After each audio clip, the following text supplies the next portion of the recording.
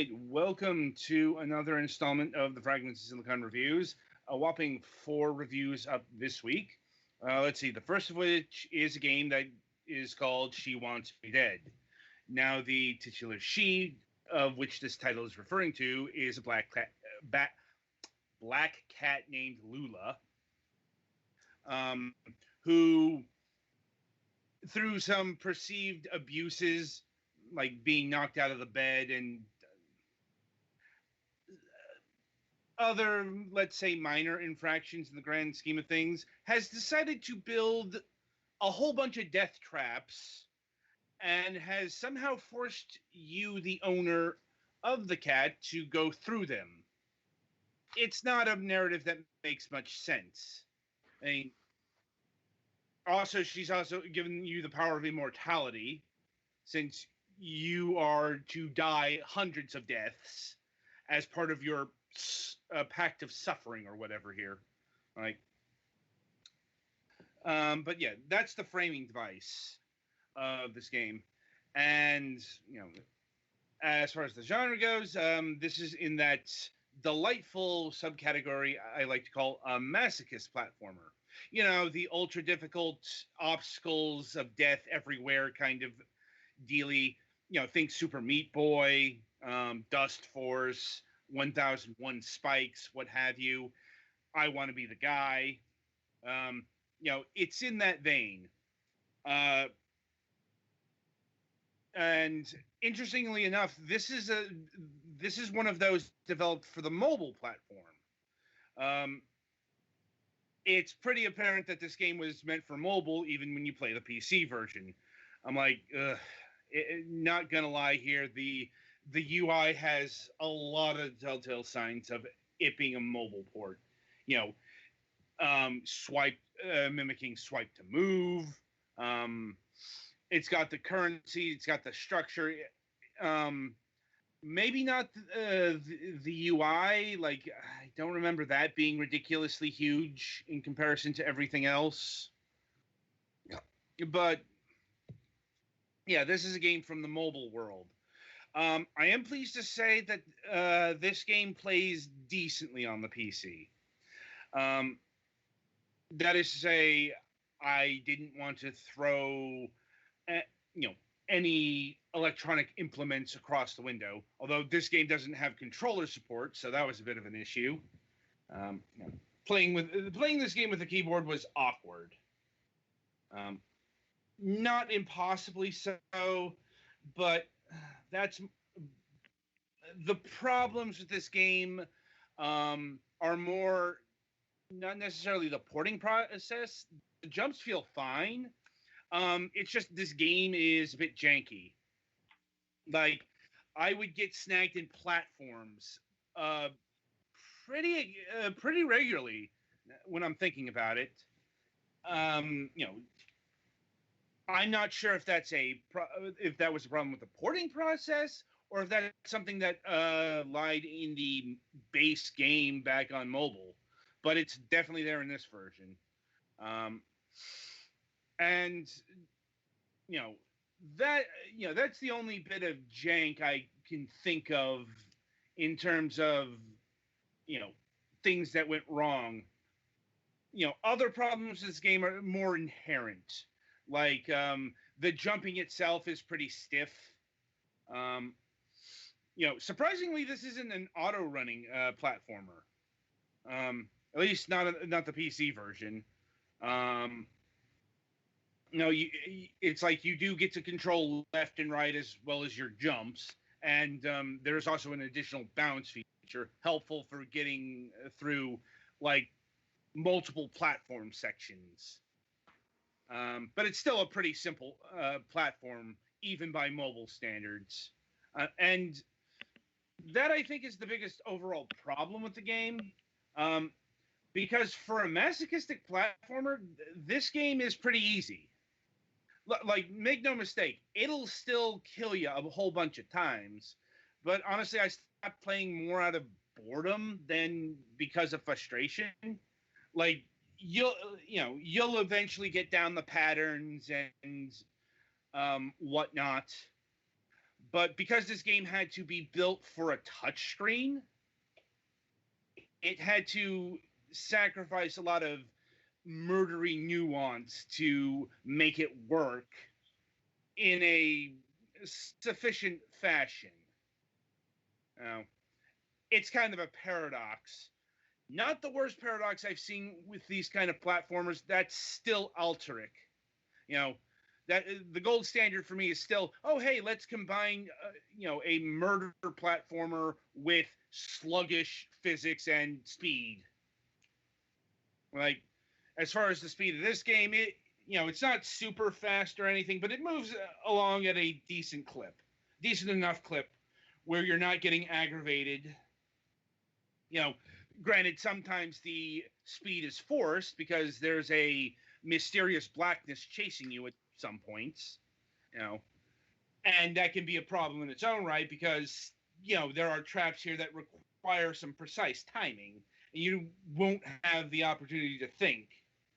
But once again, less frustrating than you'd think just because, everything's so dumbed down for a touchscreen. Let's see. The overall aesthetics are a bit weird. Like, it's got this faux old school 1920s-ish steampunky looking thing going on here, but it doesn't really serve any particular purpose. Like, it's just the way the art looks. The art style looks neat, if a bit plain and bland. But once again, this is kind of shooting for some lowest common denominator on mobile, so detail was probably not in the cards. In contrast to a lot of games that we cover on the show, the soundtrack is definitely worth talking about. Or really the signature song, I guess, is the right verbiage to use. Because the sound, this, like, it's kind of weird. Like, this whole game has been built around this one song, which doesn't fit it as well as you'd think it would. It's catchy. It's like the fucking music track is overshadows just about everything in this game. Hell, like, I know this is to be the case because the music, like, this game has an official music video, and that music video has about 75,000 hits. No, 75 million hits on YouTube. I'm going to guess that this game did not sell 75 million copies or got downloaded 75 million times. Probably did all right for itself. But, just looking at the Google, Google has some rough metrics on the, Android version. It says it's 100,000 plus in terms of downloads. So yeah, bit of a discrepancy there. But, it probably moved a few units. So I'm sure that's what was the shot here. Anyway, the song itself is called, it's a bit of a wordy thing. She Wants Me Dead, featuring The High, parentheses, Cassette versus Aaron Chupa. Yeah, I'm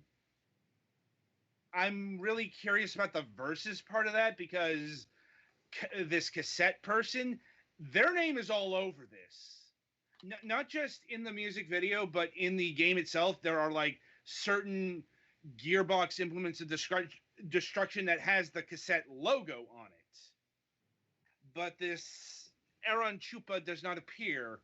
Also, there isn't another voice that appears in the song. So what that's about is beyond me. As far as the song itself, once again, and it's kind of this acid jazz meets EDM mix. That's just kind of weird. Like, I mean, you guys listened to the song last week, right? Mm-hmm. Yeah. You know, what were your impressions of it?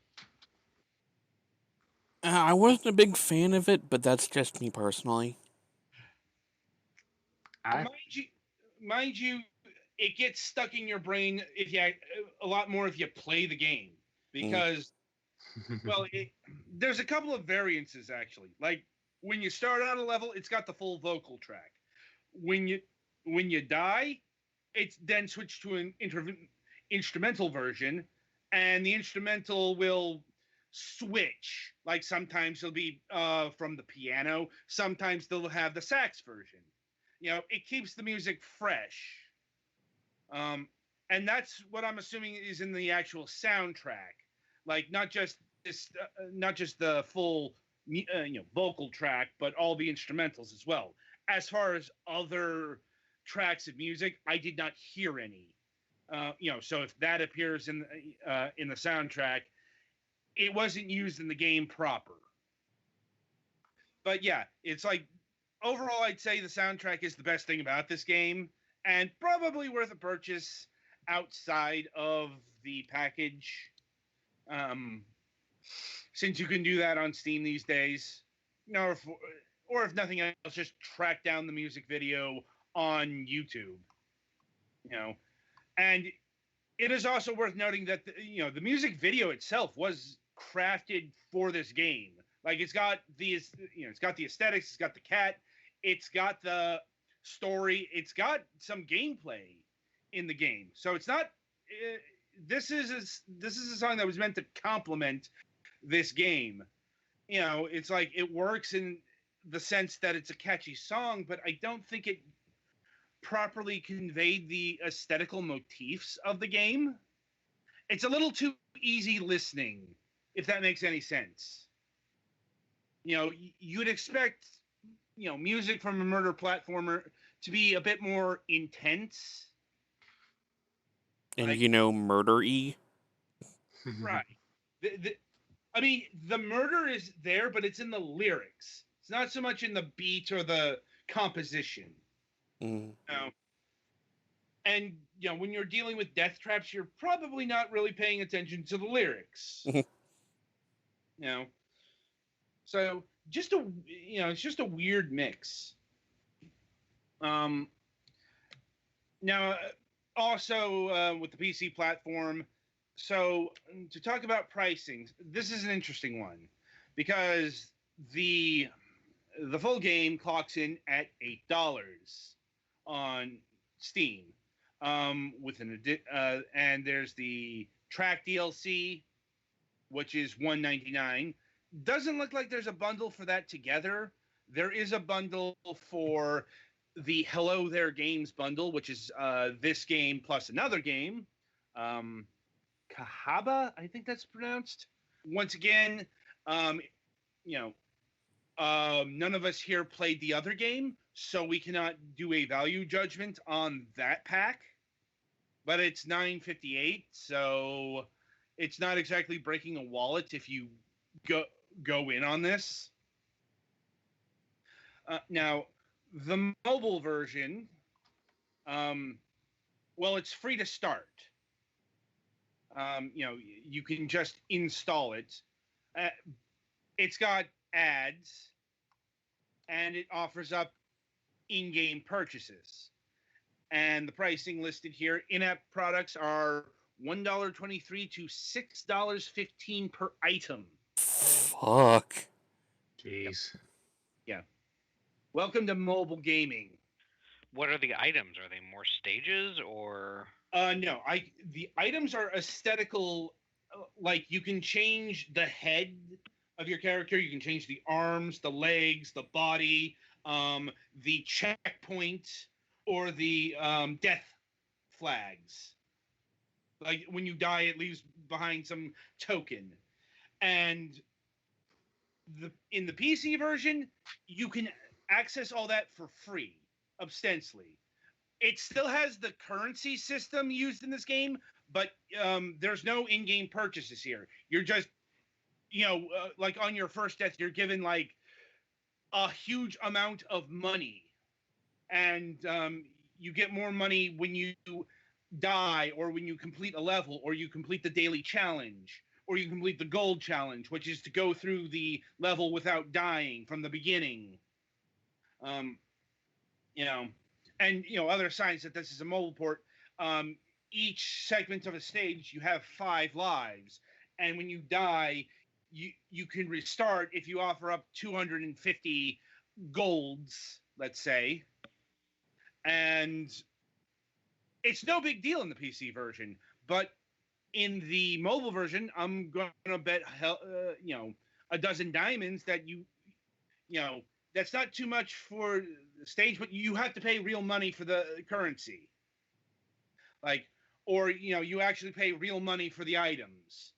Like I said, I haven't played the mobile version of this, so I don't know exactly how the pricing scheme works here, but I do know how. Yeah, I'm curious how it compare. What would the actual purchase price of the game on PC get you on mobile? It's hard to say. I mean, you probably would have to work and grind at getting some of the more expensive stuff. Mm-hmm. But once again, we are only talking about a few items in the shop, versus knowing mobile, it's probably a lot more in the way of items that are you have to buy. So can't make a full judgment on the mobile version in terms of its pricing, but it sounds like it's pretty typical mobile pricing.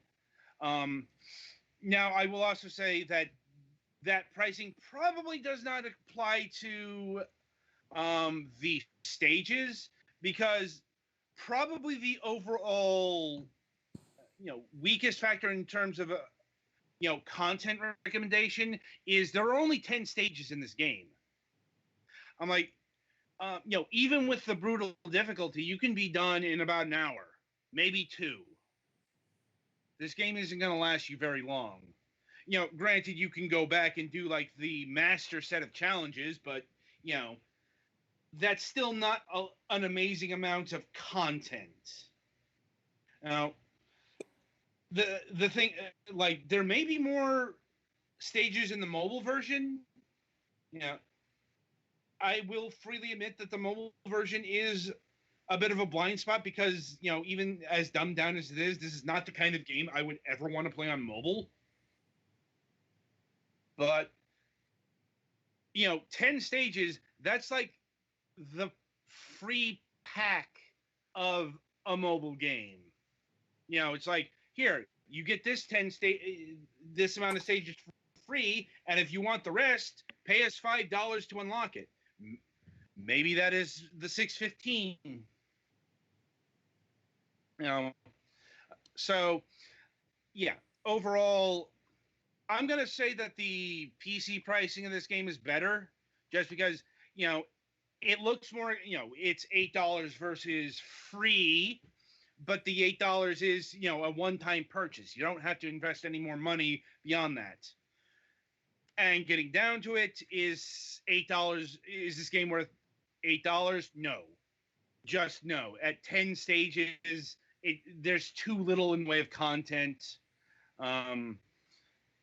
to warrant that price. If this game were coming in at like $3, I'd say yes. Even $5 would be a stretch. Overall, I'd say maybe plunk down $2 for the soundtrack bit, but otherwise, this game is too mediocre and too slim for me to say that it is a good or worthwhile purchase. And that'll about do it for She Wants Me Dead. Be sure to tune in after the break, as Galax will be reviewing 0000 for the Nintendo Switch.